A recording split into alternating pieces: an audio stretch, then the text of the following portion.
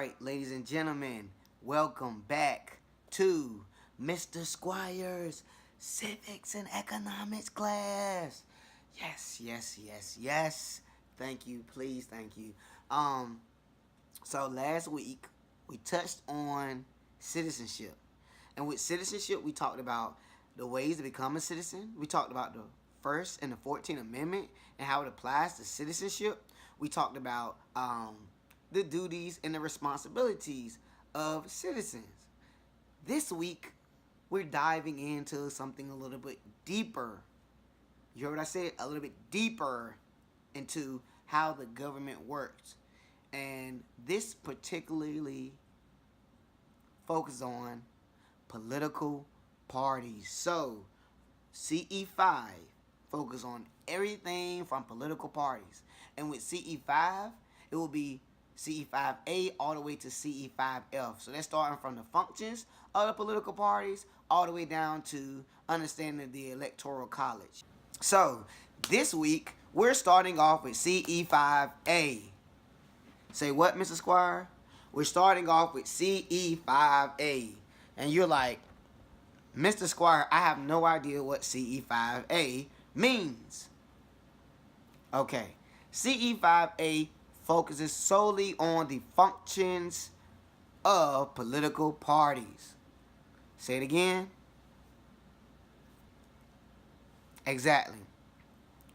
One thing you want to remember about political parties, guys, is that political parties play a key role in government and provide opportunities for citizens to participate in the political process.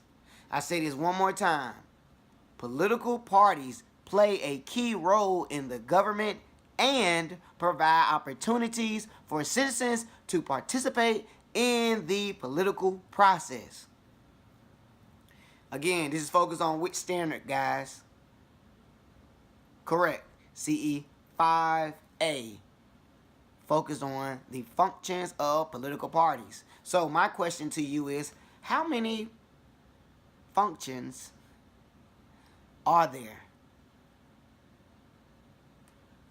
You should have said 4. What are the 4? First one is recruit and nominate candidates. Correct. Second one is help candidates win elections. Third is educate the electorate about campaign issues. And the fourth is monitoring the actions of office holders. So, to further break down each and every one of these functions, you have to understand that each and every one of these functions play a key role into having an effective political party and a successful campaign race, okay? So, going back to the first one, it is to recruit and nominate candidates. Think about this as running for homecoming court. Can you just say, I'm going to be automatic your king, or I'm automatically going to be your queen? Does it work that way? Nah. No, Mrs. Squire, it actually doesn't. So, let's break it down. How does it normally work? We know that if you want to run for homecoming court, you have to first apply. Same thing with running for office. You have to put yourself, I'm not going to say necessarily as an application, but you have a process that you have to start in the beginning to let it be known that you are running for office. So, then once you have these individuals that are running, we got to nominate which is the best representative. And the reason why we say we want the best, because we want this person to have all these certain characteristics that's going to be a voice or be an example for a large group or for the people itself, so to speak. So again, when it's going to that nominating process, is we need to evaluate the candidates that's been recruited and make a conscious decision on which one is the best candidate out of all the candidates. And then, even when those candidates that lose, they are still part of the political campaign. Because, for example, if I'm running for office as a Democratic representative, I'm not running by myself. I'm running against other mates or other competitors. And which one of us wins between that group is going to be the lead nominee. The other people that fall along the wayside will still continue to support and endorse what is going on within our campaign. That's the breakdown. The first one, the process of recruiting and nominating candidates. Then we go to helping win elections. So now that we have a candidate, we got to do all that is in our power as a campaign to push the support of making sure or ensuring that our candidate wins this election or wins this race for homecoming king or homecoming queen. How does this look? We talked about this previously today in class, where you would be showing poster boards, you would be giving out candy, you would be sharing on social media, every aspect possible to let everyone know that this is the person that's representing your campaign.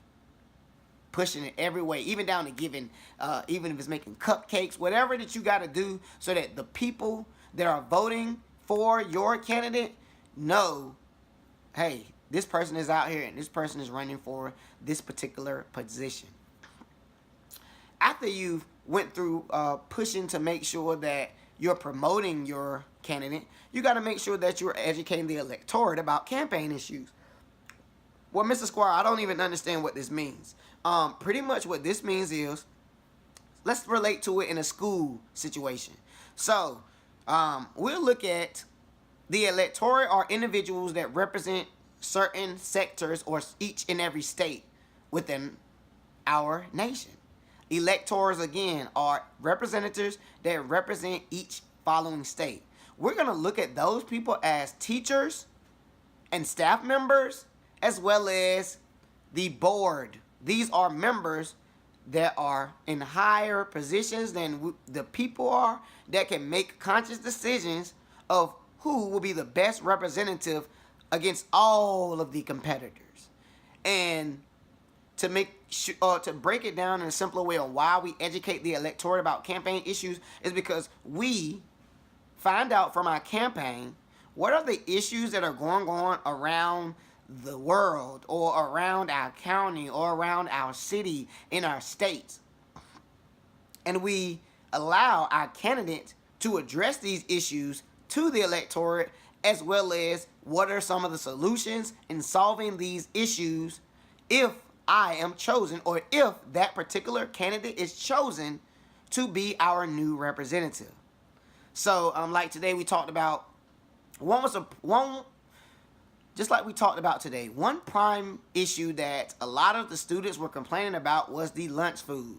So, before we even go in depth with that, we know that as a representative, if you are educating the electorate about campaign issues, you're gonna let the representatives or the electors know these are the issues. For example, lunch. We plan to make the necessary changes for lunch, or giving a more large variety of choices when eating at lunch. See, we evaluated the issue. We made aware of the issue to the electorate so that once we were in office, we can make sure that we can handle or we can solve those issues that's been taking place. And then we go to the final function of political parties, which is monitoring the actions of office holders. That goes back to the topic of discussion when we talked about educating the electorate about campaign issues. If the issue is about lunch, and we have already made it clear that our candidate is going to solve the matters relating with lunch, but then we win the election and we don't change anything, or we don't fix the problems that we said we were going to fix once you chose us as your representative.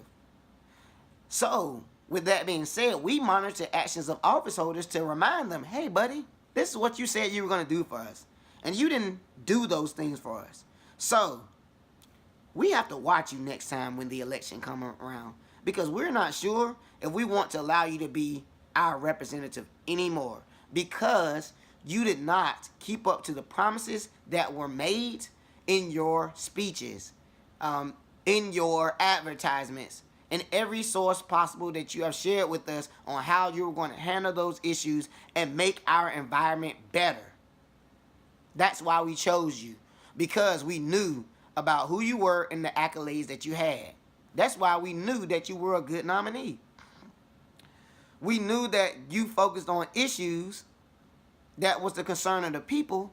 That let us know that we could support you solely because we know that you're focused on the people. And regardless, us being a campaign, we're going to make sure you win regardless, because that is the sole purpose of, or the sole role of your campaign, is to make sure that your campaign promotes you all the way to the end of the race. And then making sure that you're monitoring the actions of these office holders to ensure that they are doing the things that they have promised us as the citizens of this nation, and trusting in what you are going to do for us as a major political party that's focused on ensuring the rights of the people under the democratic governmental system. So with that being said, an easy way to remember, you hear me? An easy way to remember these functions is RIM. Why? Because the R is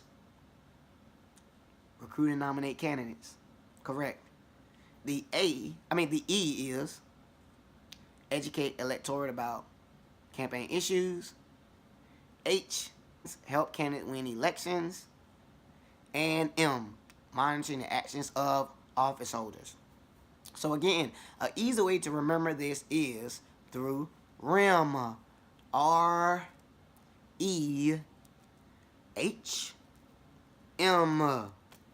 Recruit and nominate candidates. Educate electorate about campaign issues. Help candidates win elections. Monitoring the actions of office holders. Got it? R, what's the next one? E, what's the next one? H, what's the last one? M. With that being said, that is everything that is covering CE 5A, which talks about the 4 functions of political parties. Next, we'll be touching on CE 5B. It talks about 2 major political parties. What are the 2 major political parties?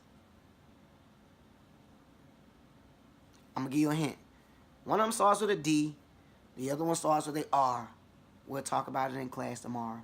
As always, you know who it is. It's your boy, the wild and crazy Squire. Out.